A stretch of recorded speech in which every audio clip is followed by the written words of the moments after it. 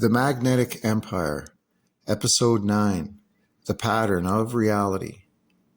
If the Earth expresses a structured interaction between environment, material, and architecture, then the next question is what that interaction was ultimately for. Across cultures, separated by geography and time, there is a recurring idea that reality itself is layered, multiple realms, overlapping states, cycles within cycles, and forces moving between visible and invisible domains. These descriptions appear in many creation stories as a master template allegory. In Norse, Slavic, Egyptian, Indigenous, Eastern, and Middle Eastern traditions, reality is not presented as a single static layer, but as a system of interacting levels, above and below, inner and outer, material and immaterial. Though expressed differently, the structure is consistent. Existence is not flat, it is stratified and responsive. At the same time, physical systems on Earth reflect similar behavior. Water moves through cycles of pressure and release. The atmosphere shifts through gradients of temperature and charge. Geological formations store stress and release it through movement. Even magnetic fields fluctuate in continuous interaction with solar and planetary forces. The Earth itself behaves as a dynamic, multi-layered system. Within this framework, the repeating structures across continents begin to resemble more than infrastructure.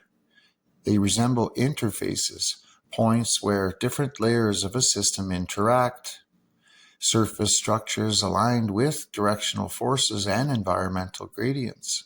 Subsurface chambers interact with pressure, stability, and resonance. Water systems regulate flow between states of energy and motion. Materials influence conductivity and vibration. Symbols repeat as if describing transitions rather than objects, steps, spirals, branching, sequences, and cyclical forms. If these elements are connected, then the system is not only physical, it is relational. The arcs, consistently depicted across multiple traditions as vessels of containers, appear in contexts of movement, transition, and controlled interaction. In this framework, they could have functioned as boundary regulators, not sources of power, but points where conditions shift from one state to another, where energy, environment, and structure converge. The arc defines the threshold of interaction. This introduces a deeper possibility that the system was not only managing energy, but managing experience. In many traditions, consciousness is not separate from reality, but embedded within it. Perception is not passive, it is interactive. The observer is part of what is observed. If reality operates through feedback loops of interaction, then consciousness becomes one of the variables within the system, not outside of it.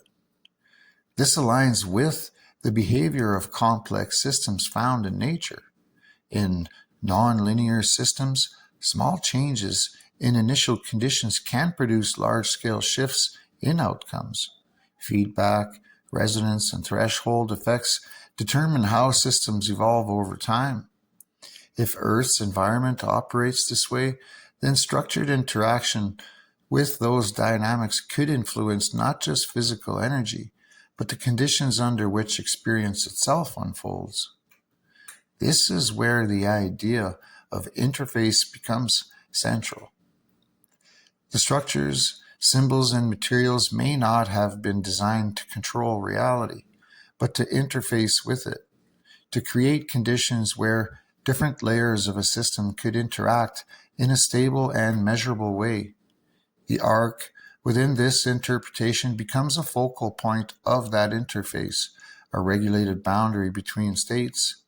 Some interpretations extend this even further, suggesting that reality may behave like a structured system, layered, rule-based, and responsive to interaction, not artificial in a technological sense, but organized through consistent constraints and feedback.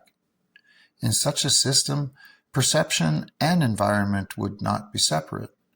They would be entangled within the same process. This does not require assuming a single origin or unified civilization. Instead, it suggests repeated discovery, different cultures identifying similar patterns in nature and encoding them through architecture, symbols, and ritual systems. The recurring cosmological structures across civilizations supports this idea. Cycles of creation and dissolution, worlds above and below, pathways between states of being. These are not identical stories, but they reflect the same structural intuition. Reality behaves in layers, and transitions between those layers matter. If the earlier episodes described a physical network, then this layer describes its meaning. The system is not only about energy distribution or environmental interaction. It is about transitions between states, conditions, and levels of perception. In that sense, the grid is not just external, it is experiential. And the arc is not just physical, it is relational. It would define where interaction becomes transformation. What remains consistent across all interpretations is this: nothing in the system appears isolated. Everything interacts. Everything responds. Everything exists within a field of relationships rather than fixed boundaries. If that is true, then the structures we see are not remnants of a lost system. They are evidence of a way of engaging with reality that treats the environment, matter, and consciousness as part of the same continuum. The question is no longer whether this pattern exists, it is whether it was ever absent and whether it is still accessible, not as history, but as structure.